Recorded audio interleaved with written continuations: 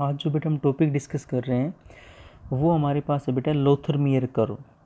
देखो, जब हम एलिमेंट को बेटा क्लासीफाई कर रहे हैं ना, जो भी हमारे पास एलिमेंट हैं उनकी सिस्टमेटिक स्टडी कैसे हो, ठीक है ना। तो बेटा अलग अलग साइंटिस्ट आते हैं, ठीक है, और वो अलग अलग अपनी कोशिश करते हैं कि भाई एलिमेंट को कैसे सिस्टमेटिक पैटर्न में अरेंज किया जाए, ठीक है, सो दैट उनको याद करना आसान हो जाए। तो बेटा एक साइंटिस्ट आता है लोथरमियर, ठीक है। तो लोथरमियर क्या करता है बेटा, जितने भी एलिमेंट मतलब डिस्कवर्ड हुए थे उनको बेटा ये एक अरेंज करता है एक ग्राफ की फॉर्म में, एक कर्व की फॉर्म में। तो एक्चुअली बेटा क्या करता है, ये एक कर्व प्लॉट करता है, that is he plotted A curve, ठीक है बेटा। ये एक कर्व प्लॉट करता है किसके बीच में, atomic weight and atomic volume. जो भी अलग अलग एलिमेंट हैं बेटा, ठीक है ना, उनके बेटा एटॉमिक वेट और उनके एटॉमिक वॉल्यूम, इनके बीच में बेटा एक कर्व प्लॉट करता है ऑफ डिफरेंट एलिमेंट। जो भी बेटा हमारे पास अलग अलग एलिमेंट होते हैं, ठीक है, तो ये बेटा एक कर्व प्लॉट करता है। तो मैं जो कर्व प्लॉट कर रहा हूँ बेटा यहाँ पर, ये जो कर्व है बेटा, ये हमारे पास atomic volume and atomic weight के बीच में कर्व है। एटॉमिक वॉल्यूम एंड बेटा एटॉमिक वेट,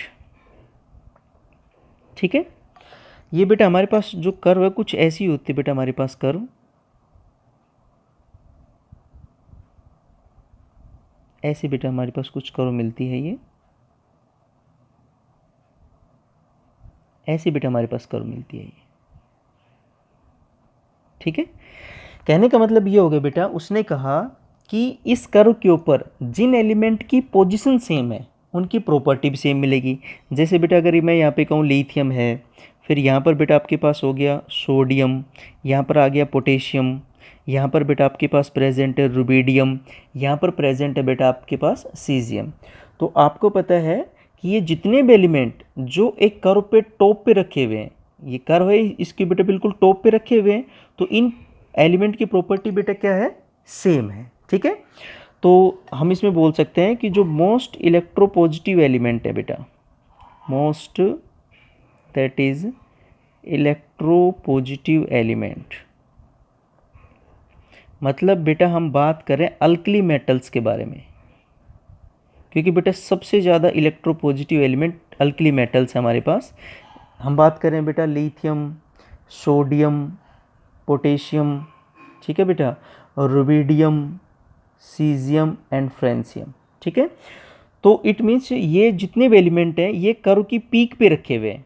उसने कहा कि भाई कोई भी वो एलिमेंट, ठीक है, जिसकी इस कर्व पे पोजीशन सिमिलर है उसकी प्रॉपर्टी भी सेम मिलेंगी। मैं लिख देता हूँ, इसका जो मेन कंक्लूजन था बेटा वो यही था, similar position on curve, that is similar position on curve have similar property, have similar property। मतलब कोई भी वो एलिमेंट जिसकी कर्व पे पोजीशन सेम है उसकी बेटा प्रॉपर्टी भी क्या मिलेंगी आपको, सेम मिलेंगी। अगर पोजीशन सेम है तो उसकी प्रॉपर्टी भी आपको सेम मिलेंगी, ठीक है। अब जैसे बेटा ये तो था अल्कली मेटल के बारे में। जो बेटा अगर हम बात करें जो हमारे पास बेटा हेलोजन है, ठीक है ना, जो मोस्ट इलेक्ट्रोनेगेटिव एलिमेंट है, तो वो इस कर्व की असेंडिंग पोजीशन में, देखो ये इस कर्व की असेंडिंग पोजीशन जो ऊपर की तरफ आ रही है, ये बेटा इस कर्व की डिसेंडिंग पोजीशन जो नीचे की तरफ आ रही है। तो यहाँ पर आपके पास है फ्लोरीन, यहाँ पर असेंडिंग पोजीशन में बेटा ऊपर की तरफ फिर क्लोरीन, फिर असेंडिंग पोजीशन में ब्रोमीन, फिर असेंडिंग पोजीशन में बेटा आयोडीन।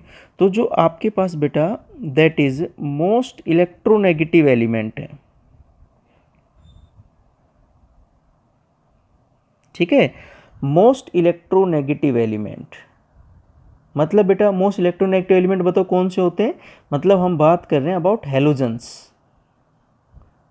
ठीक है बेटा। तो हम बात करें बेटा फ्लोरीन की, क्लोरीन की, ब्रोमीन की और आयोडीन की। बेटा एक हेलोजन और भी होता है एस्टेटिन, लेकिन बेटा एस्टेटिन एक तो रेडियो एक्टिव है, इसके लिए इसलिए बेटा हम इन हैलोजन के साथ इसकी स्टडी नहीं करते। दूसरा बेटा, एस्टेटिन इस अर्थ में सबसे कम पाए जाने वाला एलिमेंट है, that is least abundant element in the earth crust, element in the earth crust. ठीक है, पर आपको पता होना चाहिए बेटा कि जो एस्टेटिन है ये भी एक हैलोजन है, बट हम बात करते हैं फ्लोरीन, क्लोरीन, ब्रोमीन और आयोडीन की। तो जितने भी हैलोजन्स थे, ठीक है ना, वो कहाँ पर रखे हैं बताओ, ascending position of the curve. ठीक है, लिख देता हूँ, ascending position on curve, that is ascending position, ascending position on curve. जो भी कर्व होगी बेटा उसकी असेंडिंग पोजिशन में बेटा रखे हुए हैं ऊपर की तरफ, और जो बेटा थोड़े से कम इलेक्ट्रोपॉजिटिव है वो डिसेंडिंग पोजीशन में। ठीक है, जैसे बेटा यहाँ पर अगर हम बात करें, ये हो गया बेरिलियम नीचे की तरफ, फिर ये हो गया मैग्नीशियम, फिर बेटा आपके पास आ गया कैल्शियम, फिर आ गया बेटा स्ट्रोंशियम, फिर आ गया बेटा बेरियम।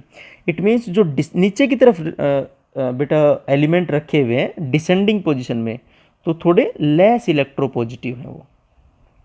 ठीक है, लेस इलेक्ट्रोपॉजिटिव।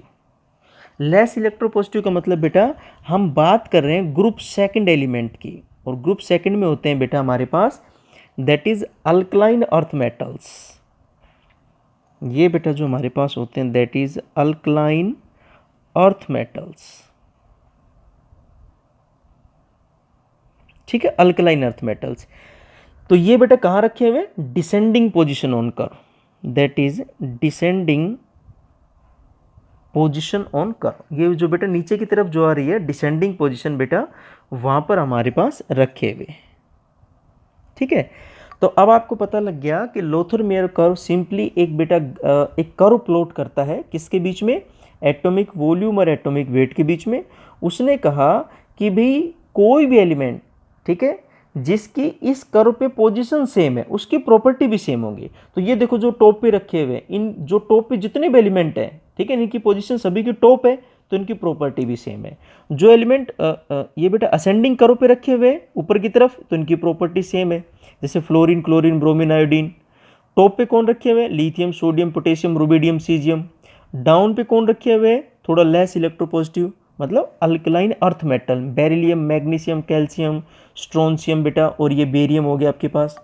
और बेटा यहां पर आपके पास इस बॉटम पे रखे हुए थे that is metalloids and that is हम बोल सकते हैं ट्रांजिशन मेटल।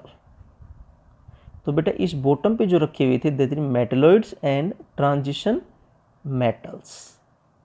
ठीक है बेटा, तो ये बेटा जो हमारे पास था ये था लोथर-मेयर कर्व। ठीक है, लेकिन कुछ ही एलिमेंट को अरेंज कर पाया इसलिए ज़्यादा सक्सेसफुल नहीं है। लेकिन बेटा यहाँ से जो हमारे एक जो नेक्स्ट साइंटिस्ट आता है जिसको हम बोलते हैं मेंडलीव, ठीक है, जिसको हम फादर ऑफ पीरियोडिक टेबल भी बोलते हैं। अगर हम बोले फादर ऑफ पीरियोडिक टेबल तो मेंडलीव है बेटा वो। तो एक्चुअली में फादर ऑफ पीरियोडिक टेबल वो बेटा मेंडलीव है। ठीक है, तो अगर बेटा हम ये कहें कि मेंडलीव, इसके बाद जो नेक्स्ट साइंटिस्ट आता है एलिमेंट को अरेंज करने के लिए वो मेंडलीव है। ठीक है, तो मेंडलीव को आइडिया मिल गया यहाँ से कि भाई कहीं ना कहीं कोई भी एलिमेंट है, ठीक है, जो इस कर्व की सेम पोजीशन पे आ रहा है, जिसकी प्रॉपर्टी सेम है, ठीक है, तो उस एलिमेंट का कहीं ना कहीं एटॉमिक वेट से लिंकेज है। इसका मतलब बेटा मेंडलीव को इस चीज़ का आइडिया मिल गया कि जो भी एलिमेंट की फिजिकल प्रॉपर्टी होती है वो एटॉमिक वेट के ऊपर डिपेंड करती है। ठीक है, उसको ये आइडिया मिल गया। अगर हम बात करें यहाँ से क्या कंक्लूजन क्या निकला, तो बेटा कंक्लूजन ये निकला यहाँ से, मेंडलीव को यहाँ से आइडिया मिल गया that physical property of elements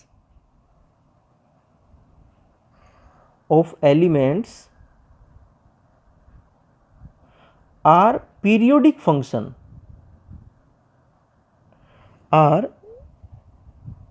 periodic function of atomic weight। मतलब जो भी बेटा एलिमेंट है उसकी जो प्रॉपर्टी है वो किसके ऊपर डिपेंड कर रही है, एटॉमिक वेट के ऊपर डिपेंड कर रही है।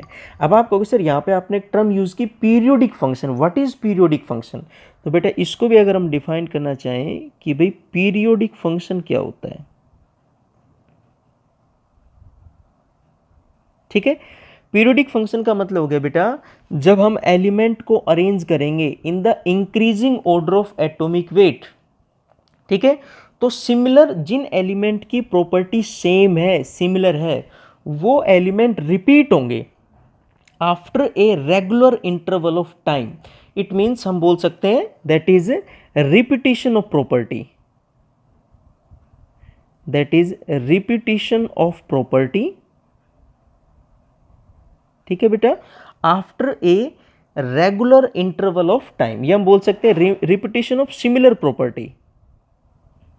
वही प्रॉपर्टी बेटा रिपीट होगी एक रेगुलर इंटरवल के बाद, ठीक है, एक फिक्स टाइम के बाद, फिक्स गैप के बाद बेटा।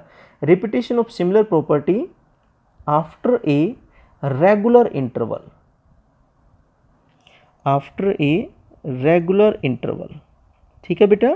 एक रेगुलर इंटरवल के बाद बेटा प्रॉपर्टी क्या होनी है, रिपीट होनी है, प्रॉपर्टी का रिपीटिशन होना है।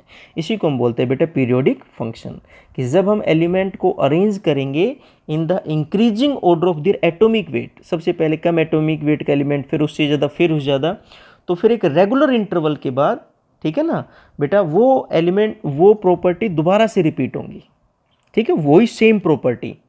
इसको बोलते हैं बेटा दैट इज पीरियोडिक फंक्शन, ठीक है। अब बेटा हम चलते हैं जिसके बारे में बात कर रहे थे, जिसको हम father of Mendeleev, father of periodic table बोलते हैं, हम मेंडलीव के बारे में बात करेंगे। तो मेंडलीव पीरियोडिक टेबल के बारे में बेटा अब हमें डिस्कस करना है। नेक्स्ट बेटा जो हमारे पास टॉपिक है that is Mendeleev periodic table, that is Mendeleev periodic table. तो बेटा अब जो हम डिस्कस करने वाले हैं that is Mendeleev periodic table के बारे में, ठीक है। मेंडलीव को बेटा ये तो आइडिया लग ही गया था कि जो भी एलिमेंट है उसकी फिजिकल प्रॉपर्टी या केमिकल प्रॉपर्टी, ठीक है, वो किसके ऊपर डिपेंड करती है, एटॉमिक वेट के ऊपर। तो यहीं से हमारे पास एक लॉ क्रिएट होता है जिसको हम बोलते हैं Mendeleev periodic law, that is Mendeleev periodic law. और जो बेटा मेंडलीव पीरियोडिक लॉ है वो यही है कि physical and chemical property, that is physical and chemical property of elements,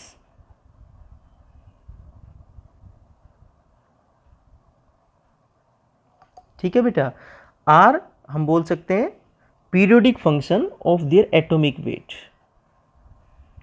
are periodic function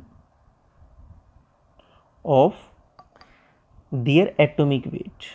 तो अब आपको यहाँ से ये तो क्लियर हो गया होगा कि मेंडलीव को आइडिया लग चुका था कि भाई जो भी एलिमेंट की प्रॉपर्टी है वो कहीं ना कहीं उसके एटॉमिक वेट पे डिपेंड करते हैं। इसी को उसने बनाया मेंडलीव पीरियोडिक लॉ, कि कोई भी एलिमेंट हो, कोई भी उसकी फिजिकल प्रॉपर्टी हो, उसका मेल्टिंग पॉइंट, उसका बॉइलिंग पॉइंट हो, उसकी किसी के साथ केमिकल रिएक्शन हो, वो टोटली उस एलिमेंट के एटॉमिक वेट के ऊपर डिपेंड करेगी।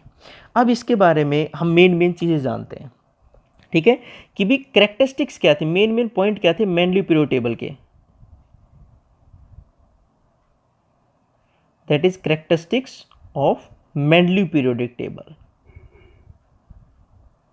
मेंडलीव्स पीटी मतलब हो गया बेटा पीरियोडिक टेबल। तो सबसे पहले तो आप ये जानो कि जब मेंडलीव ने बेटा पीरियोडिक टेबल दी थी उस टाइम पे केवल 63 एलिमेंट्स के बारे में पता था और नोबल गैसेस के बारे में कोई आइडिया ही नहीं था। जब बेटा मेंडलीव ने पीरियोडिक टेबल दिया था तब नोबल गैसेस डिस्कवर्ड नहीं हुई थी, ठीक है।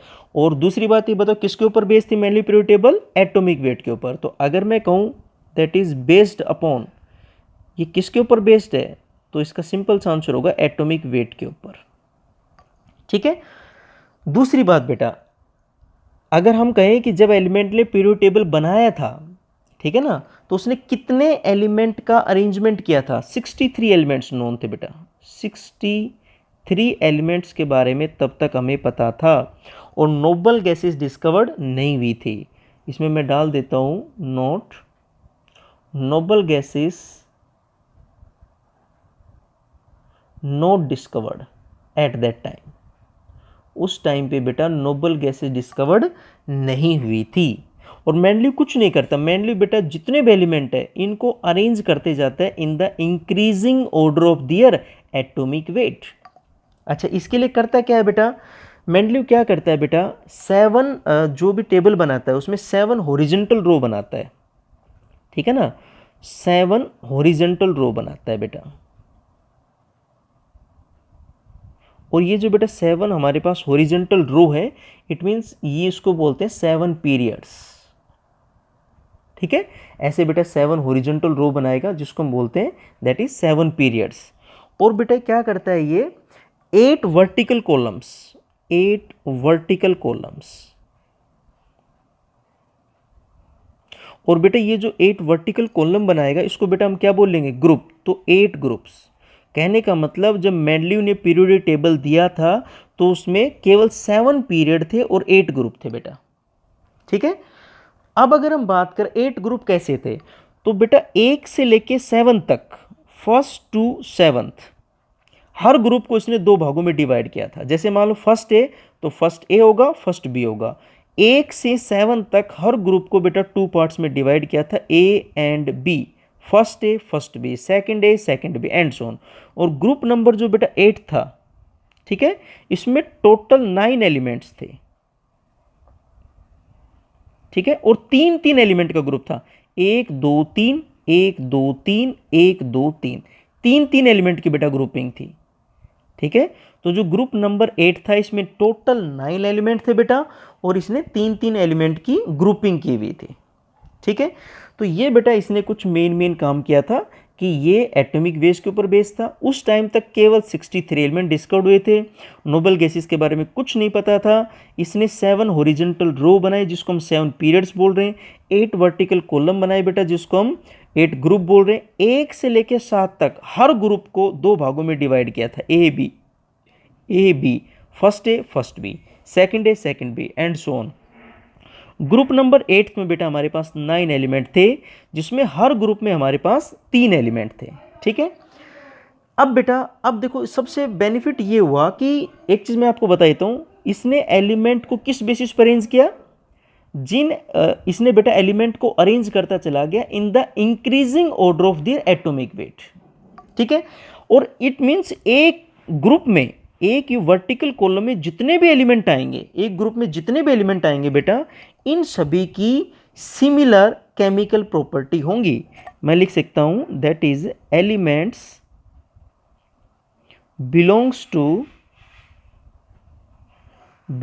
टू सेम ग्रुप, ठीक है। इनकी बेटा बताओ क्या होंगी, कोई भी एलिमेंट एक ग्रुप में है उसकी बेटा क्या होंगी, that is similar chemical property, similar chemical property, उसकी बेटा केमिकल प्रॉपर्टी क्या रहेंगी, सेम रहेंगी, ठीक है। तो अब अगर हम बात करें बेटा, तो मेंडलीव भी एक पहला ऐसा साइंटिस्ट था जिसने बहुत ही सिस्टमेटिक क्लासिफिकेशन किया था एलिमेंट का सबसे पहले अगर किसी ने सिस्टमेटिक क्लासिफिकेशन किया था बेटा तो मेंडलीव था, ठीक है, जिसने हॉरिजॉन्टल रो और वर्टिकल कॉलम में एलिमेंट को क्लासिफाई किया था, ठीक है बेटा। अब इसके बारे में कुछ मेरिट्स या एडवांटेज के बारे में जान लेते हैं। मेरिट्स या हम बोल सकते हैं बेटा एडवांटेज, किसकी बेटा, मेंडलीव पीरियोडिक टेबल की, of Mendeleev periodic table, Mendeleev's periodic table, ठीक है। अब देखो बेटा इसके क्या एडवांटेज थे। सबसे पहला, अब बेटा हमें एलिमेंट की स्टडी करना बहुत आसान हो गया था, एलिमेंट को याद करना बहुत आसान हो गया। Study of elements, study of elements के बारे में बेटा अगर हम बात करें तो आपको पता है कि जितने भी नॉन एलिमेंट्स थे उनको हमने एक ग्रुप में क्लासिफाई कर दिया था। और आपको पता है एक ग्रुप में जितने भी एलिमेंट होंगे सभी की प्रॉपर्टी सेम होगी, तो इट मीन्स ये प्रॉपर्टी को स्टडी करना इजी हो गया था, ठीक है। जो स्टडी ऑफ प्रॉपर्टी थी बेटा वो बहुत ही इजी हो गया था, ठीक है, किसी भी एलिमेंट की प्रॉपर्टी को याद रखना, उसको स्टडी करना बहुत आसान हो गया था, क्योंकि हमें पता लग गया था बेटा कि जो हमारे पास एक ग्रुप में जितने भी एलिमेंट आ रहे हैं सभी की प्रॉपर्टी सेम मिलेगी। ठीक है, तो हम बोल सकते हैं study of property become easy, study of property of elements becomes easy, बहुत आसान हो गया था बेटा। ठीक है, दूसरा अगर हम बात करें, देखो बेटा ये एक ऐसा साइंटिस्ट था जिसने जब पीरियोडिक टेबल को बेटा बनाया था तो इसने बीच बीच में कुछ लेफ्ट स्पेस छोड़े थे, वैकेंट स्पेस छोड़े थे। ठीक है, कि भाई आने वाले टाइम में कुछ ऐसे एलिमेंट डिस्कवर्ड होंगे जो यहां पर आएंगे, और उन एलिमेंट की उसने पहले प्रॉपर्टी बता दी थी। इसने जब पीरियड टेबल को बेटा बनाया तो बीच बीच में इसने क्या किए थे बेटा, कुछ वैकेंट स्पेस छोड़े थे। ठीक है ना, वैकेंट स्पेस, खाली जगह पे, कि भाई अभी तक कोई ऐसा एलिमेंट तो है नहीं, लेकिन आने वाले टाइम में ये एलिमेंट यहाँ पे डिस्कवर्ड होगा और ये इस एलिमेंट की प्रॉपर्टी ये होगी। ठीक है, तो हम बोल सकते हैं that is prediction of new element. पहले इसने न्यू एलिमेंट का प्रिडिक्शन कर लिया था, अनुमान कर लिया था बेटा, प्रिडिक्शन ऑफ न्यू एलिमेंट्स, जैसे बेटा मैं आपको डिस्कस भी करूंगा। ठीक है, तो इसने बेटा बहुत ही ज़्यादा, हाँ हम बोल सकते हैं कि न्यू एलिमेंट के डिस्कवरी के लिए इंकरेजमेंट दिया, और इसने कुछ गैप छोड़े वहाँ पे। ठीक है ना, अब जैसे बेटा अगर मैं बात करूँ, आप कहोगे सर कौन से एलिमेंट थी, इसने क्या गैप छोड़े, तो बेटा मैं आपको वो बताता हूँ। मैं पेज ले लेता हूँ बेटा एक बार, अब ध्यान से देखना बेटा। जैसे बेटा इसने क्या किया कि जैसे बेटा इसने दो एलिमेंट का नाम रखा। ठीक है, एक का बेटा इसने नाम रखा दैट इज़ हम बोल सकते हैं बेटा एक का एल्यूमिनियम। ठीक है, एक जगह खाली छोड़ी और वहाँ पे बेटा जैसे आपको पता है कि जो हमारे पास ग्रुप नंबर 13 है दैट इज़ बोरोन। ठीक है, boron, aluminium, gallium, indium, thallium, ऐसे। ठीक है बेटा, तो ये यहाँ पर इसने खाली जगह छोड़ी थी बेटा। ठीक है, बाद में एलिमेंट ये जो गैलियम है ना बेटा, ये बाद में डिस्कवर्ड हुआ। इसी तरह बेटा जो ग्रुप हमारे पास जो अभी हम स्टडी करते हैं modern period table long form. ठीक है, तो यहाँ पर बेटा खाली यहाँ पे वैकेंट स्पेस था। ठीक है, ये जर्मेनियम बाद में डिस्कवर्ड हुआ है, तो इसने इस वैकेंट स्पेस का नाम बोला इक्का एल्यूमिनियम, इक्का एल्यूमिनियम। और बेटा इसने इस वैकेंट स्पेस का नाम बोला दैट इज इक्का सिलिकॉन। ये जो इक्का वर्ड है ना बेटा, इक्का संस्कृत में इसका मतलब होता है दैट इज नेक्स्ट। ठीक है, इट मीन्स एल्यूमिनियम का नेक्स्ट वाला कौन सा है, ये एलिमेंट। इट मीन्स ये जो एलिमेंट आएगा वो एल्यूमिनियम से नेक्स्ट एलिमेंट होगा। ठीक है, इसी तरह इक्का सिलिकॉन, इक्का means next, it mean next silicon का जो एलिमेंट आएगा, सिलिकॉन से अगला जो एलिमेंट आएगा। तो ये बाद में यहाँ पर खाली स्पेस छोड़ा बेटा, इस वैकेंट स्पेस, और इस एलिमेंट की प्रॉपर्टी जो कि डिस्कवर्ड नहीं हुआ था उस टाइम पर, उसने पहले ही इस एलिमेंट की प्रॉपर्टी को प्रिडिक्ट कर दिया। और जो बाद में इक्का एल्यूमिनियम जिसको उसने नाम रख के गया था बेटा टेम्परेरी, वो बाद में डिस्कवर्ड हुआ जिसको हम आज गैलियम बोलते हैं। उसी टाइम यहाँ पे कोई भी एलिमेंट नहीं था, इक्का सिलिकॉन जो आज डिस्कवर्ड होकर बेटा क्या बन चुका है, जर्मेनियम। अब देखो आज जो गैलियम की प्रॉपर्टी है और उस टाइम पे जो मेंडलीव ने इस इक्का एल्यूमिनियम की प्रॉपर्टी बताई थी उसमें कितना डिफरेंस है, बहुत ही कम डिफरेंस। जैसा उसने इसकी प्रॉपर्टी बताई थी वैसे इसकी प्रॉपर्टी मिली हमें। ठीक है, तो अब बेटा मैं बता देता हूँ, मैं बेटा एक छोटा सा कॉलम बनाता हूँ, एक तरफ बेटा मैं डालता हूँ दैट इज़ प्रॉपर्टी। ठीक है, एक तरफ बेटा मैं डालता हूँ जो एलिमेंट डिस्कवर्ड हो जिसके बारे में बात करेंगे, इक्का एल्यूमिनियम जो वो उसने बताया था मेंडलीव ने, गैलियम जो बाद में पाया गया, फाउंड। ठीक है, इसको उसने क्या किया था, प्रिडिक्ट किया था, प्रिडिक्टेड। ठीक है, इसी तरह बेटा इसने इक्का जो मेंडलीव था उसने क्या नाम रखा बताओ, दैट इज इक्का सिलिकॉन, ये उसने प्रिडिक्ट किया था। ठीक है बेटा, दैट इज प्रिडिक्टेड। और बेटा बाद में जो फाउंड किया गया दैट इज जीई जर्मेनियम, ये फाउंड। अब देखना इनकी प्रॉपर्टी में कितना कितना मैचिंग आती है। पहली प्रॉपर्टी बेटा उसने बताया एटॉमिक वेट। मेंडलीव ने कहा कि भाई जिसको मैं इक्का एल्यूमिनियम बोल के जा रहा हूँ, ये एलिमेंट आके डिस्कवर्ड होगा और इसका एटॉमिक वेट निकलेगा 68। फिर बेटा गैलियम डिस्कवर्ड हुआ और इसका बेटा वेट कितना है, दैट इज 70, तो नियरली सेम आ गया। दूसरा एलिमेंट बेटा डेंसिटी की बात करें, वो होगी बेटा ग्राम पर क्यूबिक सेंटीमीटर में। इसने डेंसिटी बताई बेटा मेंडलीव ने 5.94, और इसकी बेटा गैलियम की डेंसिटी कितनी निकली, दैट इज 5, इसने बताई बेटा 5.90, इसकी डेंसिटी निकली बेटा 5.94, नियरली सेम। थर्ड प्रॉपर्टी, इसने इसका मेल्टिंग पॉइंट बताया केल्विन में। इसने कहा कि जो भी एलिमेंट होगा ना, ये जो डिस्कवर्ड होगा बाद में, इसका मेल्टिंग पॉइंट बहुत लो होगा। इसने इस चीज़ को प्रिडिक्ट कर दिया। इसका मेल्टिंग पॉइंट बेटा लो ही था, कितना था, 302.93 केल्विन, बहुत ही कम मेल्टिंग पॉइंट है ये। ठीक है, नेक्स्ट बेटा इसने बताया कि जो ये एलिमेंट डिस्कवर्ड होगा, इसकी ऑक्साइड का फॉर्मूला क्या होगा, that is formula of oxide. तो बेटा इसने कहा इसकी ऑक्साइड का फॉर्मूला होगा दैट इज E2O3। ठीक है, और यहां पर बेटा यही फॉर्मूला बना, दैट इज अगर गैलियम की बात करें Ga2O3। इसने बताया कि जो यहां पर अगर ये क्लोराइड बनाएगा तो क्लोराइड का फॉर्मूला क्या होगा, फॉर्मूला ऑफ क्लोराइड। तो बेटा इसका फॉर्मूला बना दैट इज ECl3। तो यहाँ पर बेटा गैलियम लगा दो तो GaCl3। तो बेटा ये उसने प्रॉपर्टी पहले प्रिडिक्ट कर दी थी पहले ही, और ये बेटा प्रॉपर्टी फिर हमें मिली। ठीक है, इसी तरह जो उसने बेटा सिलिकॉन की ये प्रॉपर्टी बताई, सिलिकॉन का बेटा मेंडलीव ने बताया भैया एटॉमिक वेट आएगा 72। इसका बेटा एटॉमिक वेट जो फिर बाद में निकलता है बेटा जर्मेनियम का, वो बेटा निकलता है दैट इज 72.6, थोड़ा सा ज़्यादा, नियरली सेम है। इसने इसकी जो डेंसिटी बताई वो बेटा बताई 5.5, सेकेंड प्रॉपर्टी डेंसिटी। इसकी जो बेटा डेंसिटी निकलती है वो निकलती है 5.36। इसने बेटा इसका मेल्टिंग पॉइंट बताया कि भाई इसका मेल्टिंग पॉइंट हाई मिलेगा जो भी एलिमेंट आएगा। तो बेटा इसका मेल्टिंग पॉइंट भी हाई था, दैट इज 1231 केल्विन, 1231 केल्विन। इसने बताया कि जो ऑक्साइड ये बनाएगा, ये कोई भी एलिमेंट डिस्कवर्ड होगा, तो इसका फॉर्मूला बताया बेटा EO2, और वही बना बेटा इसका फॉर्मूला बना GeO2, जर्मेनियम ऑक्साइड। इसने बताया कि जो क्लोराइड बनेगा इसका फॉर्मूला होगा बेटा दैट इज ECl4, और बेटा इसका फॉर्मूला बना दैट इज GeCl4। तो कहने का मतलब बेटा जो हम सेकंड एडवांटेज की बात कर रहे थे ये, ठीक है ना, प्रिडिक्शन ऑफ न्यू एलिमेंट, तो इसने इस चीज़ को बहुत इंक्रेज किया न्यू एलिमेंट की डिस्कवरी के लिए। ठीक है, नेक्स्ट बेटा इसका अगर हम नेक्स्ट एडवांटेज की बात करें बेटा, तो इसकी जो नेक्स्ट एडवांटेज थी बेटा वो हमारे पास था that is correction of doubtful atomic weight.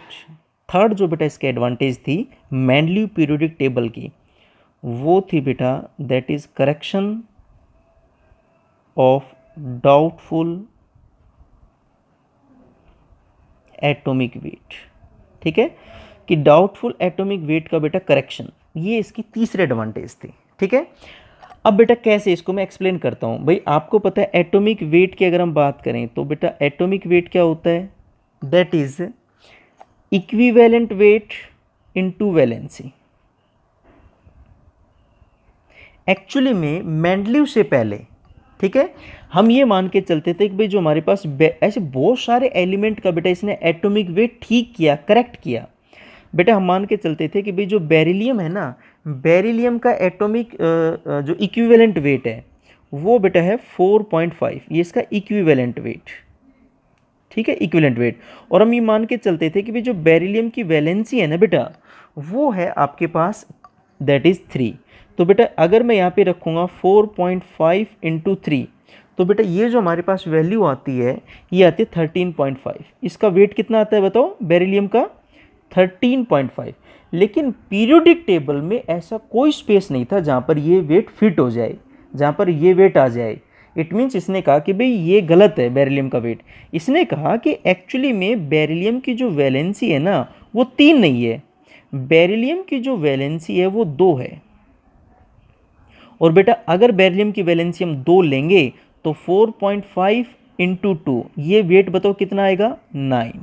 और अगर जब बेरिलियम का वेट 9 आता है तो बेरिलियम की पोजीशन बताओ क्या मिलेगी, लिथियम और बोरोन के बीच में। लिथियम आपको पता, अगर आप पीरियोडिक टेबल देखोगे तो लिथियम के बाद बेरिलियम आता है, फिर बोरोन आता है। तो अब जो हम स्टडी करते हैं तो बेरिलियम लिथियम और बोरोन के बीच में ही आता है। इसका वेट कितना है बेटा, इसका एटॉमिक वेट है दैट इज 9। ठीक है, लिथियम का कितना होता है 7, बोरोन का होता है बेटा 10.8 या जिसको हम नियरली 11 ले लेते हैं। तो पहले एक्चुअली में जब मेंडलीव से पहले हम बेरिलियम का वेट बताओ कितना निकाल रखा था साइंटिस्टों ने 13.5, जो कि कहीं ऐसी कोई पोजीशन थी नहीं कि हम बेरिलियम को रख सकें 13.5, क्योंकि आपको पता है ये जो पीरियोडिक टेबल डिज़ाइन हुई थी ये किस बेसिस पर डिज़ाइन हुई थी कि हमने एलिमेंट्स को अरेंज किया था increasing order of atomic weight के बेसिस पे। तो उसने इसको मॉडिफाई किया, ठीक किया, उसने कहा कि भैया बेरिलियम की वैलेंसी कितनी होती है 2 होती है, 3 नहीं होती है। और बेटे जब आप इसकी वैलेंसी 2 लोगे तो उसका वेट आएगा 9 और इसकी पोजीशन भी मिल गई फिर हमें लिथियम और बोरोन के बीच में। तो ये बेटा एडवांटेज थे that is mainly periodic table.